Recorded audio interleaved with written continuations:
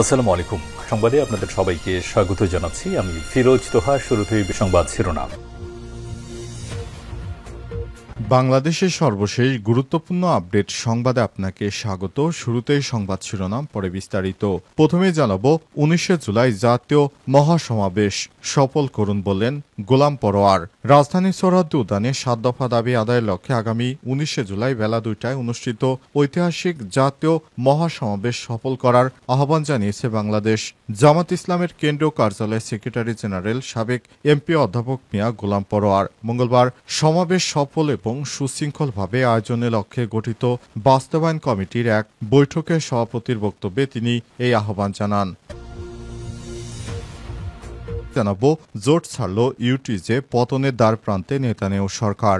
নতুন বিপাকে পড়েছে ইসরায়েলের প্রধানমন্ত্রী বেঞ্জামিন নেতানিয়াহু। তার নেতৃত্বাধীন জোট সরকার থেকে বের হয়ে গেছে ইহুদিবাদী কট্টরপন্থী দল ইউনাইটেড টোরা জুডাইয়াম বা ইউটিজে। দীর্ঘদিন ধরে চলা এই একটি নতুন সামরিক নিয়োগ বিল নিয়ে বিরোধের জেরে দলটি বের হয়ে গেছে। রয়টার্সের এক প্রতিবেদনে তথ্য নিশ্চিত করা হয়েছে।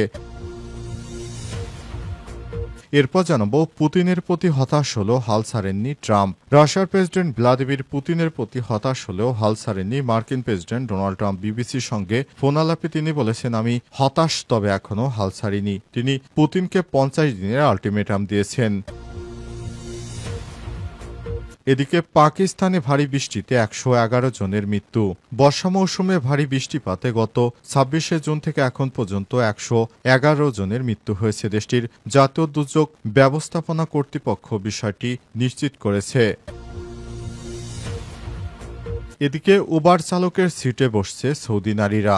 উবার চালকের সিটে বসতে চলেছে সৌদি আরবের নারী চালকরা। প্রতিষ্ঠানটি জানিয়েছে, সৌদি আরবে নারী চালকদের জন্য নতুন সেবা আনছে উবার। আগামী কয়েক সপ্তাহের মধ্যে তাদের নতুন এই কার্যক্রম সৌদিতে শুরু হচ্ছে। তবে এই নারী চালকরা সেবা শুধুমাত্র নারীরাই নিতে পারবেন। পরে সৌদি আরবের সরকার যদি আইন শিথিল করে, তাহলে পুরুষরাও এই সেবা নিতে পারবেন, এমনটাই জানা গেছে।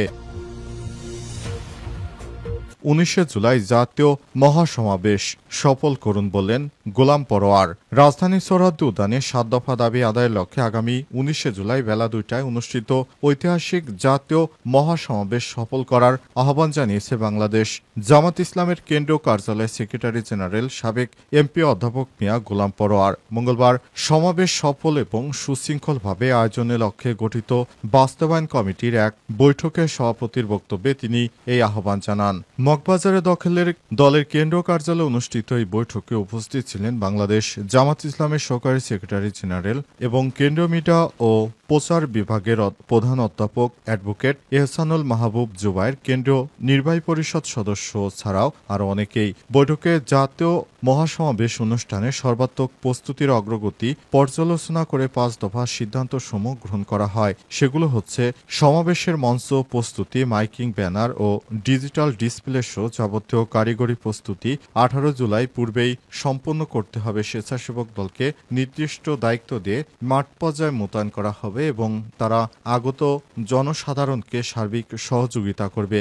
অংশগ্রহণকারীদের আসন ব্যবস্থা, বিশুদ্ধ পানির ব্যবস্থা, স্যানিটেশন ব্যবস্থা, স্বাস্থ্যসেবা এবং পর্যাপ্ত প্রবেশ ও নির্গমন পথ নিশ্চিত করা হবে। ট্রাফিক ও নিরাপত্তা ব্যবস্থা আইন শৃঙ্খলা বাহিনীর সঙ্গে সমন্বয় করা হবে এবং গণমাধ্যম ও সামাজিক যোগাযোগ মাধ্যমে সমাবেশের বার্তা ছড়িয়ে দিতে মিডিয়া উপকমিটিতে আরও সক্রিয় কাজ করার নির্দেশনা দেওয়া হয়। অধ্যাপক মিয়া গোলাম পরোয়ার আরও বলেছেন, ছাত্র জনতার বহু ত্যাগ তিতিক্ষার বিনিময়ে অর্জিত 2024-এর গণঅভ্যুত্থান জাতীয় জীবন খুবই গুরুত্বপূর্ণ। জুলাই আগস্টের জন আকাঙ্ক্ষা বাস্তবায়ন এবং জীবন উৎসর্গকারী ছাত্র জনতার প্রতি সম্মান প্রদর্শন করে দেশে সুষ্ঠু গণতান্ত্রিক ধারা ফিরে আনার লক্ষ্যে জামাত ইসলাম এই মহাসমাবেশের আয়োজন করছে।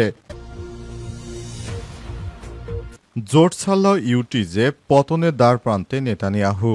নতুন বিপাকে পড়েছে ইসরায়েলের প্রধানমন্ত্রী বেঞ্জামিন নেতানিয়াহু। তার নেতৃত্বাধীন জোট সরকার থেকে বের হয়ে গেছে ইহুদিবাদী কট্টরপন্থী দল ইউনাইটেড টোরা জুডাইয়াম ইউটিজে। দীর্ঘদিন ধরে চলা একটি নতুন সামরিক নিয়োগ বিল নিয়ে বিরোধের জেরে দলটি বের হয়ে গেছে। রয়টার্সের এক প্রতিবেদনে তথ্য নিশ্চিত করা হয়েছে। প্রতিবেদনে বলা হয়েছে, ইউটিজে দলের 6 সদস্যের এই পদত্যাগ নেতানিয়াহুর জাতীয়তাবাদী ধর্মভিত্তিক সরকারকে কঠিন অবস্থায় ফেলতে পারে, কারণ এতে করে সংসদ নেসেটের তার জোটের সংখ্যাগরিষ্ঠতা নেমে এসেছে মাত্র 1 আসনে। অবস্থায় যদি সংসদ ভেঙে যায় তাহলে ধর্মীয় শিক্ষা প্রতিষ্ঠানে অধ্যয়নরত শিক্ষার্থীদের অব্যাহতি নিশ্চিত করার প্রতিশ্রুতি তাই দলের সংসদ সদস্যরা জোট ও সরকার থেকে পদত্যাগের ঘোষণা দিয়েছেন। এই পদক্ষেপের ফলে 120 আসনের নেসেটে নেতানিয়াহুর সংখ্যাগরিষ্ঠতা দাঁড়িয়েছে মাত্র 61 আসনে, অর্থাৎ সরকার থাকবে একেবারে টিকে থাকার সীমারেখায়। তবে অপর কট্টরপন্থী দল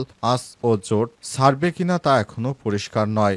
যদি এই দলও তারা জোট ভেঙে দেয় তাহলে নেতানিয়াহু সরকারকে পদত্যাগ করতে হবে, কারণ জোট যদি না থাকে তাহলে তার আসন সংখ্যাও থাকবে না। সুতরাং নেতানিয়াহু নতুন বিপদে পড়েছে।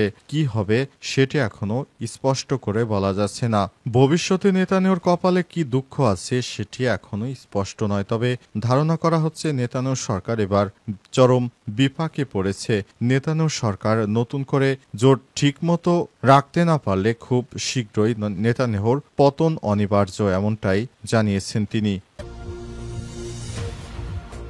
পুতিনের প্রতি হতাশ হলেও হাল ছাড়েননি ডোনাল্ড ট্রাম্প। রাশিয়ার প্রেসিডেন্ট ভ্লাদিমির পুতিনের উপর হতাশ হয়েছেন যুক্তরাষ্ট্রের প্রেসিডেন্ট ডোনাল্ড ট্রাম্প, কিন্তু হতাশ হলেও হাল ছাড়েননি ডোনাল্ড ট্রাম্প। তিনি মনে করেন পুতিনের উচিত অল্প দিনের মধ্যেই এই যুদ্ধ বন্ধ করা, তা না হলে এই যুদ্ধ থেকেই তৃতীয় বিশ্বযুদ্ধ বেঁধে যাওয়ার সম্ভাবনা। তাই ট্রাম্প পুতিনের উপর এক ধরনের চাপ তৈরি করার জন্য মাত্র 50 দিনের সময় বেঁধে দিয়েছেন পুতিনকে তিনি নির্দেশ দিয়েছেন যদি 50 দিনের মধ্যে যুদ্ধ বন্ধ না হয় তাহলে এই রাশিয়ার সঙ্গে যারা বাণিজ্য করে তাদের উপরও নিষেধাজ্ঞা দেওয়া হবে এবং এই নিষেধাজ্ঞা দেওয়ার ফলে রাশিয়া থেকে কেউ জ্বালানি তেল কিনতে পারবে না, যার ফলে রাশিয়ার অর্থনীতি খারাপ হয়ে যাওয়ার আশঙ্কা দেখা দিয়েছে। তাই নতুন করে রাশিয়ার বিরুদ্ধে এই চাপ হঠাৎ করে বিশ্ব রাজনীতি কোন দিকে মোড় নেয় সেটি এখনো বলা যাচ্ছে না। অনেকেই মনে করছে রাশিয়ার প্রেসিডেন্ট ভ্লাদিমির পুতিন ট্রাম্পের এই নির্দেশনা হয়তো মানবেন না, তিনি যুদ্ধ চালিয়ে যাবেন। তবে যুদ্ধ চালিয়ে যাক বা না যাক, কিন্তু ডোনাল্ড ট্রাম্প এখনো আশায় রয়েছেন যে যুদ্ধটি পুতিন হয়তো খুব শীঘ্রই বন্ধ করে দেবেন। আর যদি বন্ধ করে না দেন তাহলে ট্রাম্পের প্রতিশ্রুতি অনুযায়ী ট্রাম্প তাহলে পুতিনের উপর এই নিষেধাজ্ঞা অব্যাহত রাখবে এবং এতে রাশিয়ার অর্থনীতি অনেকটা খারাপ পরিস্থিতির উপর পড়তে পারে। আর রাশিয়া থেকে সবথেকে বেশি জ্বালানি তেল গ্রহণ করে থাকে চীন। এই নিষেধাজ্ঞাটি পরোক্ষভাবে চীনের উপরই বর্তাবে। তবে চীনের পক্ষ থেকে এ বিষয় এখনো মুখ খোলেনি। ভবিষ্যতে রাজনীতি কোন দিকে মোড় নেয় সেটি এখনো দেখার বিষয়। সে বিষয়ে এখনো স্পষ্ট করে কেউ কোনো বার্তা দিতে পারেনি। আজ ট্রাম্পের এই ঘোষণার পরই পুরো বিশ্ব নড়ে চড়ে বসেছে। তবে ইতিমধ্যেই জ্বালানি তেলের দাম বাড়তে শুরু করেছে। শেষ পর্যন্ত বিষয়টি কোন দিকে মোড় নেয় সেটি দেখার বিষয়। পাকিস্তানে ভারী বৃষ্টিতে 111 জনের মৃত্যু। বর্ষা মৌসুমে ভারী বৃষ্টিতে গত 26শে জুন থেকে এখন পর্যন্ত পাকিস্তানে মোট 111 জনের মৃত্যু হয়েছে বলে জানিয়েছে দেশটির জাতীয় দুর্যোগ ব্যবস্থাপনা কর্তৃপক্ষ এনডিএমএ। বিবিসি বাংলার এক প্রতিবেদনে তথ্য প্রকাশ করা হয়েছে। হঠাৎ করে পাকিস্তানে ভারী বৃষ্টিপাত দেখা দিয়েছে। মৌসুমী বৃষ্টির প্রভাবে মূলত এই বন্যা সৃষ্টি হয়েছে এবং এই বন্যায় ব্যাপক আকারে পানি বৃদ্ধি পায়। সাধারণ মানুষজন চরম বিপাকে পড়েছে। এছাড়াও পাহাড় থেকে অতিরিক্ত বৃষ্টির পানি নেমে আসার কারণে হঠাৎ করেই জনজীবনে দুর্ভোগ দেখা দিয়েছে। এই অবস্থায় পাকিস্তানে নতুন নতুন এলাকা প্লাবিত হচ্ছে এবং মারা যাচ্ছে অসংখ্য মানুষ। এ পর্যন্ত একটি রিপোর্ট থেকে জানা গেছে পাকিস্তানে 111 জন মানুষের মৃত্যু হয়েছে। বর্তমান পরিস্থিতিতে পাকিস্তানের লাহোর, পাঞ্জাব সহ বিভিন্ন প্রদেশে এই বন্যা দেখা দিয়েছে। এতে সাধারণ মানুষেরা চরমভাবে বিপাকে পড়েছে। তাদের অবস্থা খুবই খারাপ। মারা যাচ্ছে প্রতিদিন দলে দলে মানুষ। উদ্ধারকর্মীরা তাদের সর্বোচ্চ চেষ্টা করে উদ্ধার অভিযান চালিয়ে যাচ্ছে। অবস্থায় পাকিস্তানের সরকার থেকে ত্রাণ ফান্ড গঠন করা হয়েছে। এ অবস্থায় পাকিস্তানের জাতীয় জরুরি দুর্যোগ ব্যবস্থাপনা কমিটির পক্ষ থেকে জানানো হয়েছে সবাইকে ধৈর্য ধারণ করে নিরাপদ আশ্রয় কেন্দ্রগুলোতে আশ্রয় নেওয়ার জন্য।